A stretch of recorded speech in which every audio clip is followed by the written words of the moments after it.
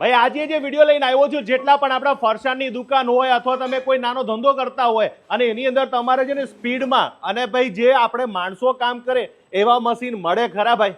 100% મળે, અને એ પણ તમે હાથ કરતા પણ વધારે સારું ફિનિશિંગ, વધારે પ્રોડક્શન સાથે મળે ભાઈ. એમાં તો યાર ખરાબ થાય યાર. અમે જે બધા માણસો હાથેથી કામ કરીએ એ તો યાર જોરદાર થાય યાર. તમારે તમારો લોટ લઈને આવવાનું, તમારું મટીરિયલ લઈને આવવાનું, તમારે ટ્રાય કરવાની. તમને એમ લાગે કે હાથ કરતા સારું નીકળે તો જ લઈને જવાનું. એટલે કોઈ પણ બધા લોકોની રેસીપી અલગ અલગ હોય છે. જેટલા પણ ફાફડા બનાવતા હોય, ચોળાફળી બનાવતા હોય, તો એવી જે એના હાથેથી બનાવતો એવી જ આપણા મશીનમાંથી પણ નીકળશે. આપણે કહીએ કમલેશભાઈ કોઈ માને નહીં કરતા, એમનો લોટ લઈને આવે અને જોઈ લે, એને લાગે કે ભાઈ એની કરતા સારું બને છે કે એવું બને છે તો જ કામ કરવાનું. મને પહેલા એ કહી દો, ચોખવટ કરો કે કેટલા મશીન અત્યાર સુધીમાં બધાને આપ્યા છે? કહી દો. આપણી પાસે 2000 પ્લસ મશીન છે જે ઓલરેડી કસ્ટમર ચલાવી રહ્યા છે. અને આપણી પાસે ઓલરેડી ફૂડ પ્રોસેસિંગમાં જે બી મશીનરી તમારે જોઈએ, કેટરસ થી લઈને બધી મશીનરી તમને મળી રહેવાની. લાઈવ બતાવશો આપણે? કમલેશભાઈ, આ જે મશીન જોઈ રહ્યા છો તમે, આ મશીન છે ચોળાફળી માટેનું, કે જેના અંદર તમને નાના મોટા આપણી પાસે 12 મોડેલ છે. તમને એમ લાગે તમારી દુકાન માટે જોઈએ છે તો બી મળી જશે, અને હોલસેલ બિઝનેસ કરવા માટે જોઈએ તો બી તમને મળી જવાનું છે. તો આ મશીન ની અંદર પરફેક્ટ જે લોકો બનાવતા એ માપથી બનશે? 100% બનશે. અને તમારે પ્રેક્ટિકલ જોઈ લેવાની છૂટ.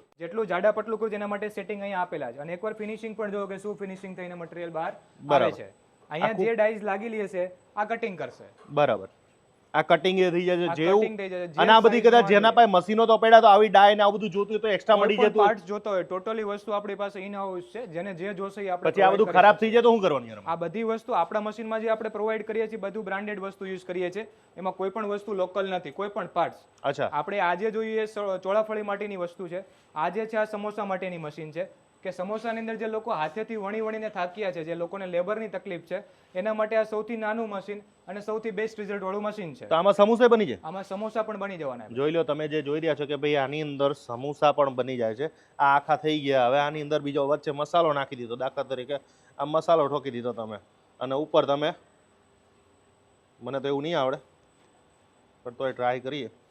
પછી શું કરવાનું? પછી આમાં આપણે કારીગર નથી પણ જેવું બન્યું એવું ખાઈ લેજો ભાઈ. ભાઈ આ મશીન છે એનું જે મને કહી દો. આ જે મશીન છે આમાં તમે રોટલી, પાણીપુરી, પાપડ જે બી બનાવવા માંગો છો એ તમે બનાવી શકશો. અત્યારે તમે જુઓ છો પાપડ જે બની રહ્યા છે, આપણે ઘઉંના પાપડ બનાવવા હોય, અડદના બનાવવા હોય, ચોખાના બનાવવા હોય, તો બધા ટાઈપના પાપડ એક જ મશીનમાંથી તમે બનાવી શકશો. આ જે મશીન છે કમલેશભાઈ, આ પાણીપુરીનું મશીન છે, કે જેમાં 1 કલાકમાં 5000 પીસ થી લઈને 1 કલાકમાં 30 થી 35000 પીસ. એટલે વાળવાની કોઈ માથાકૂટ જ નહીં? હાથેથી વણવાની કોઈ માથાકૂટ નથી. પ્લસ આના અંદર જે ફિનિશિંગ તમને મળશે એ ફિનિશિંગ હાથ કરતા બી સારું મળશે. પણ આ બધા પાણીપુરી વાળા વાપરે છે આ બધું મશીન? 100% વાપરે છે ભાઈ. જે લોકોને એને જોઈએ એવું મળી જશે આમાં? જેવું જોઈએ એવું મળી જશે. જે થિકનેસ જોઈએ થિકનેસ પણ એમને મળી જવાની છે.